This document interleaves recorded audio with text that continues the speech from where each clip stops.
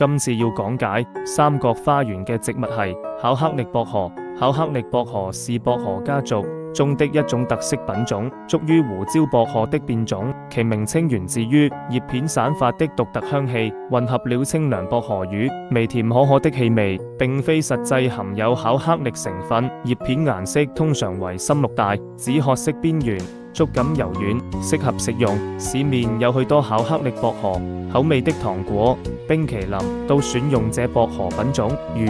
After Eight 雀巢旗下黑巧克力包覆薄荷軟心 Your Peppermint Patty， 耗時集團薄荷軟餡外果黑巧克力 Mint Chocolate Chip， 哈根達斯 Ben Jerry's 暢銷款星巴克 Peppermint Mocha， 季節限定摩卡基底加入薄荷糖漿，冬季人氣商品。希望這些信息可以幫助到你了解同享受植物。謝謝觀看，請幫忙訂閱、點讚、分享。